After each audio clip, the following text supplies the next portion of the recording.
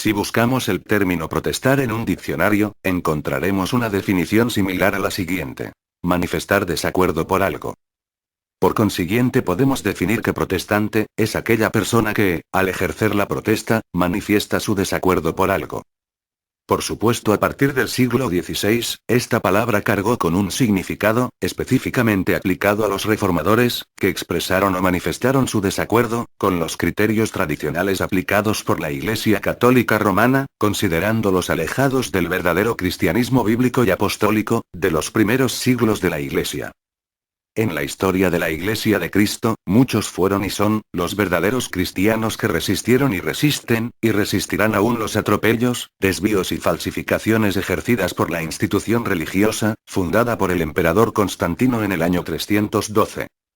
Pues el primer gran reformador fue el monje, agustino alemán Martín Lutero, nacido en 1483, muerto en 1546, quien en el año 1517 emitió su desacuerdo y protesta, contra el libertinaje curial católico romano, del pago de indulgencias en moneda, como medio para obtener la absolución de pecados.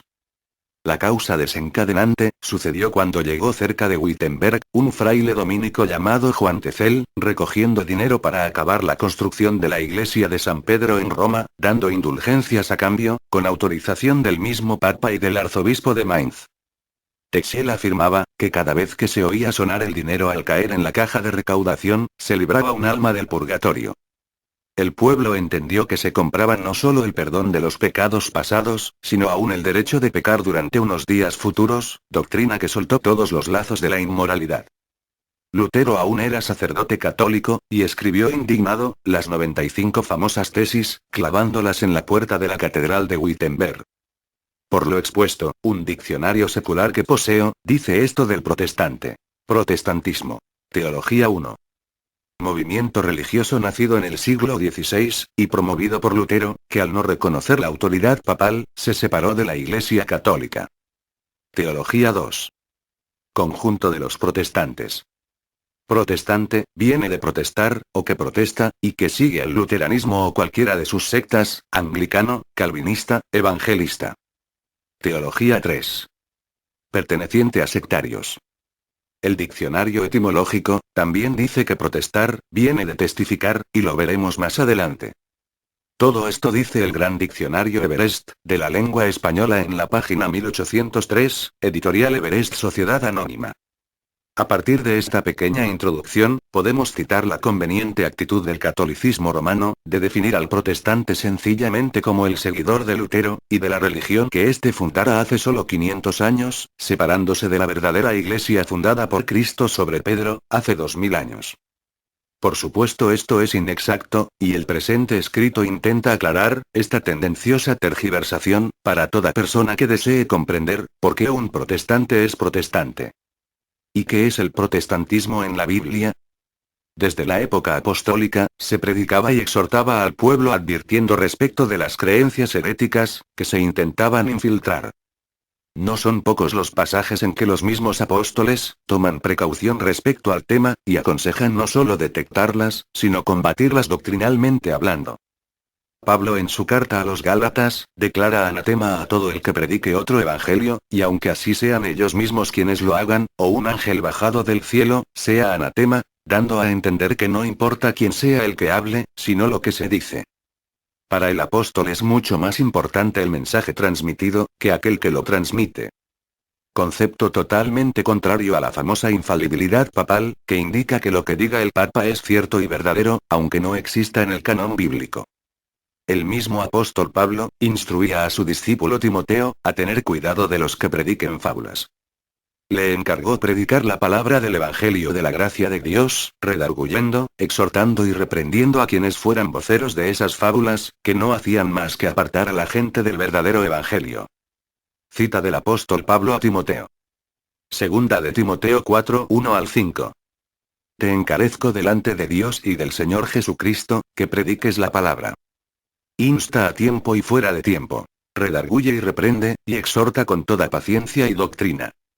Porque vendrá tiempo cuando no sufrirán la sana doctrina, sino que teniendo comezón de oír, se amontonarán maestros, conforme a sus propias concupiscencias, y apartarán de la verdad el oído y se volverán a las fábulas. Pero tú sé sobrio en todo y soporta las aflicciones, haz obra de evangelizador y cumple tu ministerio.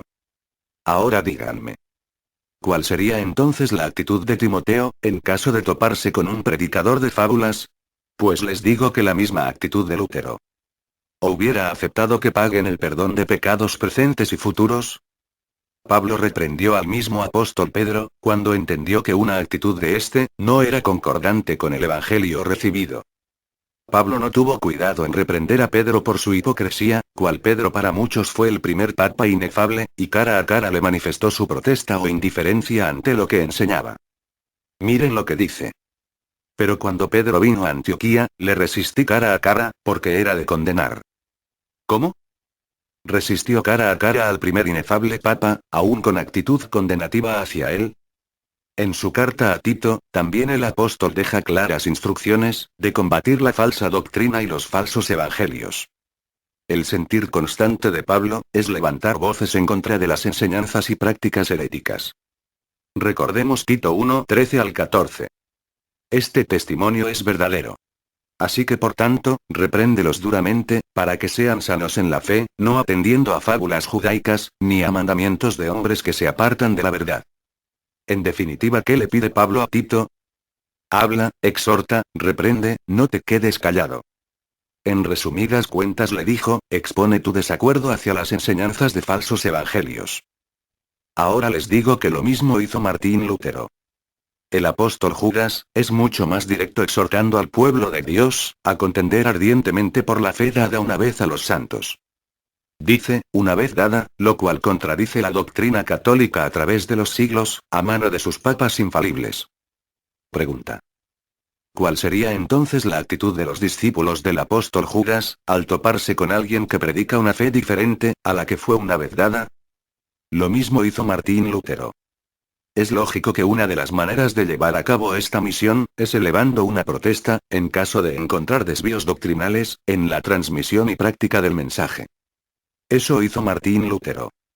Yo pregunto, ¿qué hubiera hecho cualquier apóstol, en caso de encontrarse con alguien que predicara la obtención de la gracia y el favor de Dios, a cambio de pagar determinada suma de dinero? ¿Hubiera elevado su protesta, y hubiera expuesto su opinión basado en la Escritura? ¿O hubiera guardado subordinado silencio, ante la instrucción impartida por el ministro de turno? Pues en la Biblia tenemos un relato muy acorde al tema que traigo, el cual testimonia la reacción del apóstol Pedro, ante una situación muy similar. Leámosla y pensemos por un momento, e imaginemos a este apóstol de Jesucristo, o sea Simón Pedro, escuchando la proposición de un fraile católico romano, de la orden de los dominicos Juan Tetzel, al momento de recaudar fondos para terminar de construir su propia basílica. Leamos. Resumo. Cuando los apóstoles que estaban en Jerusalén, oyeron que Samaria había recibido la palabra de Dios, enviaron allá a Pedro y a Juan, los cuales habiendo venido, oraron por ellos para que recibiesen el Espíritu Santo. Entonces les imponían las manos, y recibían el Espíritu Santo.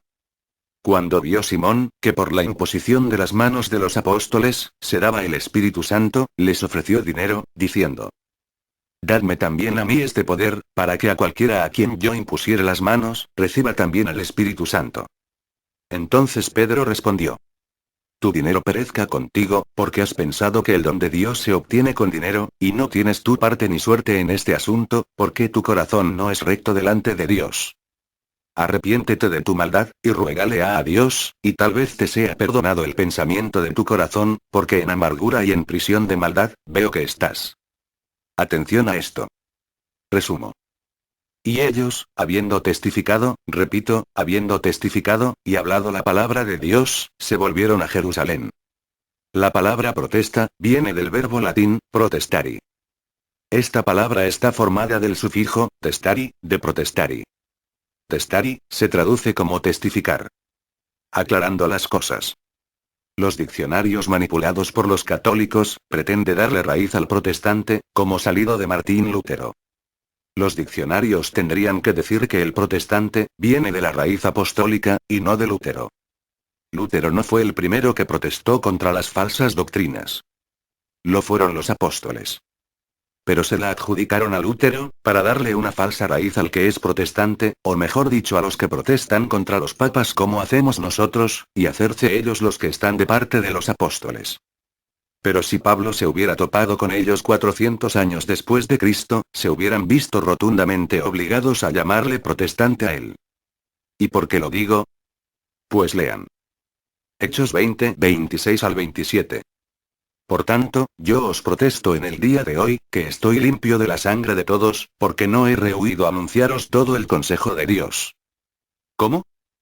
¿Pablo es protestante? Lo mismo hizo Lutero, al no rehusarse a proclamar el consejo de Dios.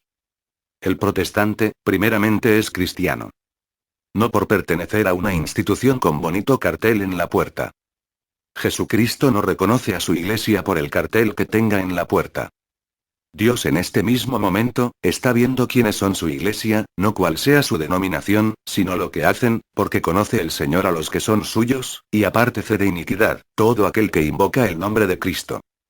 Dios conoce a los que invocan limpiamente su nombre. No a los que profesan otra nominación. Nuestra denominación es cristianos, y a Cristo lo invocamos limpiamente.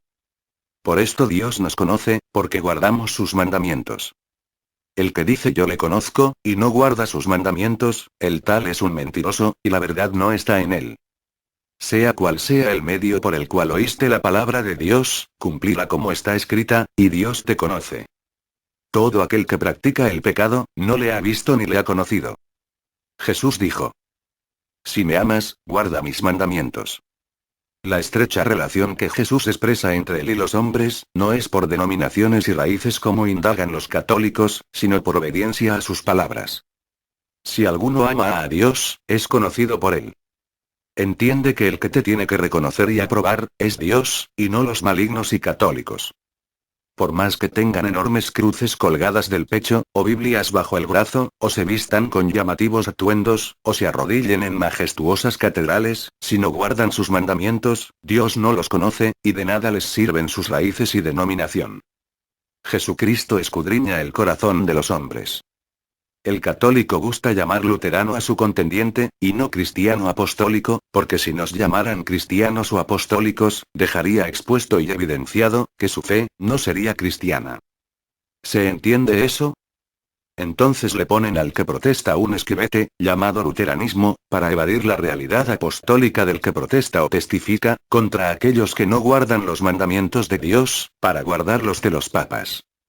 A diferencia del católico romano, el protestante no defiende ni predica a una iglesia o denominación. El cristiano evangélico llama a las almas a que entreguen sus vidas a Jesucristo, cumpliendo la gran comisión de Jesucristo, de predicar su evangelio de la gracia de Dios. El catolicismo romano llama a las personas, a pertenecer a la Iglesia Católica Romana, y jurar obediencia a su sumo pontífice, al magisterio de obispos y a su incomprobable tradición, con pena de excomunión para quien así no lo haga.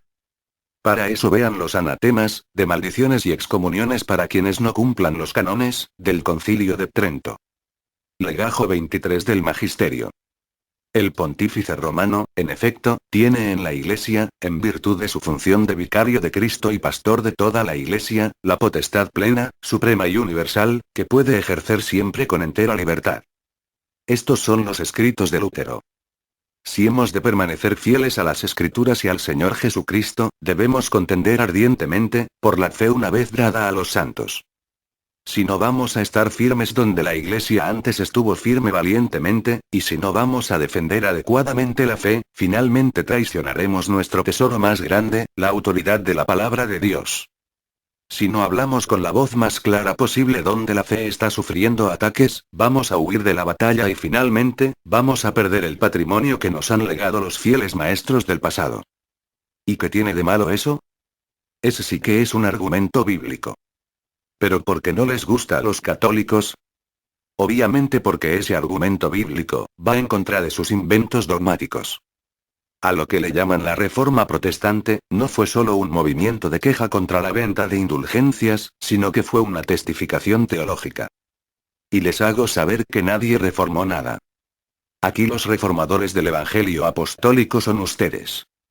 Pues para terminar, esto dice también el Magisterio. Todo hombre que ignorando el Evangelio de Cristo y su Iglesia, busca la verdad y hace la voluntad de Dios según la conoce, puede ser salvado. ¿Pero cómo? ¿Que si alguno ignora el Evangelio de Cristo se salva?